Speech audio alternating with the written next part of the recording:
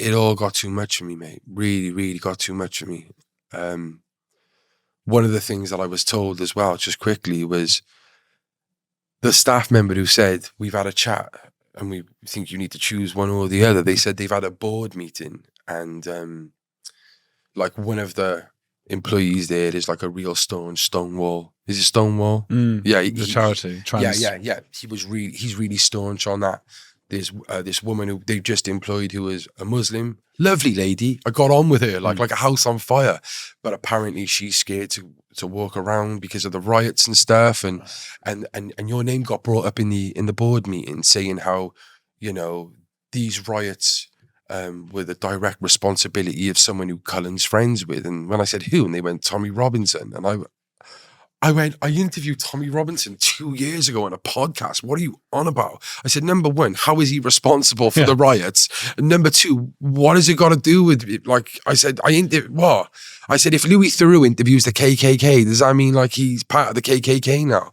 And they just don't understand it. They just haven't got grips with it at all. And that was it. That was the last straw for me. I couldn't go back into work. I was that close to going back to heroin and stuff. And I was off for 6 months. And I don't work there now. what a way to treat, you know, you were the icon of what they were doing. Yeah. What a way to treat you. Unbelievable. And that's why I say this is the archetype of exactly, I want to look good, but not do good. That's what they're doing by pushing you out. They don't want to try and understand. They think they know better and they've pushed you out. Yeah. That's gutting, man. I'm so sorry. Yeah, no, do you know what? I actually, like, I have a criminal record. I can't just get a job anywhere.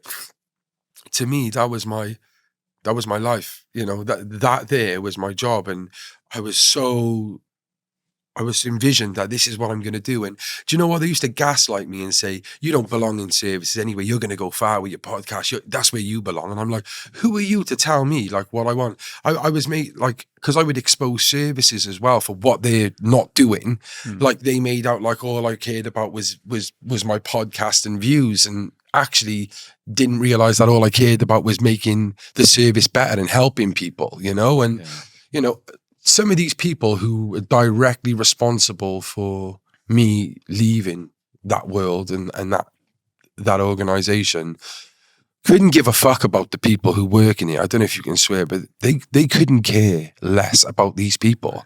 And they would gaslight me to say I didn't care about these people. Like, they could get a job in McDonald's, they could get a job in British Gas, they could get a job working anywhere, right? This is all I had. This is all I know. And this is all I wanted. And I was forced out and made out to be a racist. You know, my daughter's mixed race. You know, my partner's half Jewish. You know, like I said, my family came from a migrant background.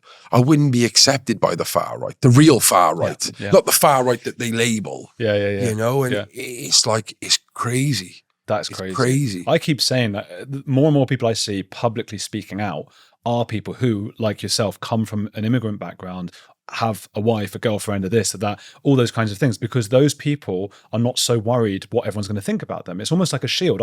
My wife's an immigrant. My family are Jewish. So I'm less worried that people will go, you racist. So I can just be honest and speak out. And the more you look at everyone, Nigel Farage's wife's an immigrant. The trigonometry guys are both immigrants or second generation Francis.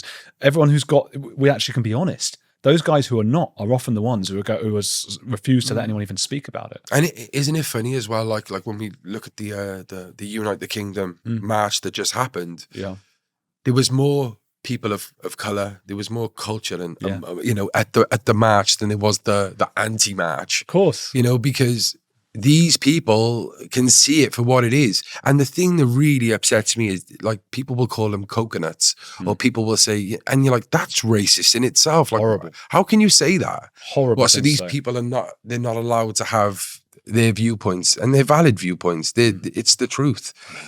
It's gutting what's happened to you. Where can people, I've got another question for you, but where can people go and follow you, follow your podcast and follow your journey? Yeah, so Cullan Mais on Instagram and Facebook and X. Not really on the X much because it's hard work and my head goes with that one. Yeah. But I have got it. And the Central Club, which is on YouTube and all social medias, Instagram, Facebook, X, TikTok, do it all. But my mission is is to be that beacon of hope of people can change. You can be at the depths. You can be, totally writ off, and you can be a success. And, I really thought my life ended last year when I left that job, because I was like, how am I gonna change? And another one was I actually won a big contract with colleges, a big contract doing public speaking and doing workshops with these kids. That got cancelled as well because someone sent them my stuff and they were like, we're really sorry, we can't work with you. And you talk about reparations. I really think that people who have been affected by this woke agenda should have reparations one day. You see Piers Morgan talk about the woke is ended. He's got this book coming out. I don't think it's ended quite yet, but I think when it does, people who have truly been affected, me, yourself, I've followed you for a long time, Andrew, and what you went through when you pitched your idea at the BBC, like I can only imagine what you went through, mate. It's really, really sad. At the end of the day, we should be treated an equal, not on colour and background and well, even now, the amount of brand revenue that we lose out on because we get all these deals, we get to the last minute, someone wants to sponsor the podcast, and then someone somewhere goes, he's had Tommy Robinson on. That's it. Sometimes they don't even notice. They let the ad run for a month and then they say, we're not going to pay you, even though you've done the ad, because we've realized you had Tommy on, and here's a number of things you have said that we don't agree with, including you've agreed with you supported J.K. Rowling, and so we're not going to pay you. That's a breach of contract, and they won't continue with the brand. So we've had all sorts.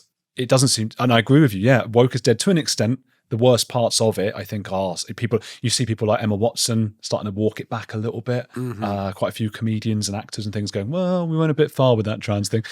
But it's still there. It's still there. Yeah. It's there in the places that it needs not to be, where the power holds it. Like you said, I think big figures are starting to walk away from it, but we actually need the ones who control the purse strings, the ones who are part of these organizations. They're all in bed together, see? They're like the deep state. I think of the deep state of the government, but it's almost like the deep state as in the civil service, or the equivalent in companies, brands. Those are the people you never see, but they are affecting things. And for a lot of podcasts who are still starting out or slow, they're not going to get any brands if they are speaking out about these things. And people might go, oh, it's just money. Well, how are they going to pay for the studio? How are they going to be incentivized to continue talking about these things when they know they could go the other way and say all this woke stuff, get loads of brand, and they'll be incentivized to move that way.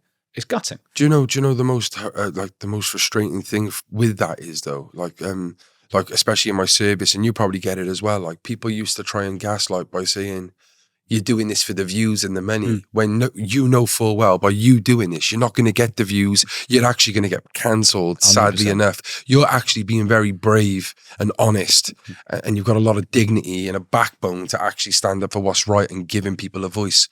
And these people want to see you doing it for views and money. We lose from it. My old channel was about Scientology, cults.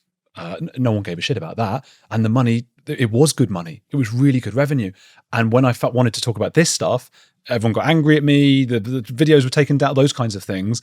So you're right. When we try and do these kinds of, and you didn't have to either. Your podcast, you didn't have to do Tommy Robinson as well. You could have continued on that safe journey. You'd still have your job. You'd be much easier to make it monetized. So people just don't understand how it works. And just quickly for those people as well who have never watched, I haven't just done those on the right. Like I interviewed Ali Dawah. He is he's Muhammad Hijab's like one of his right hand mans. He is like a Muslim.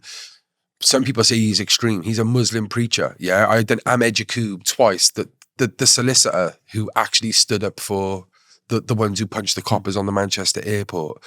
I've interviewed people who have identified as dogs and, like I have done like the wokest of stuff. I've interviewed communists, like I have literally done both sides, but it's, I suppose sitting on a fence gets you burned sometimes. Absolutely does.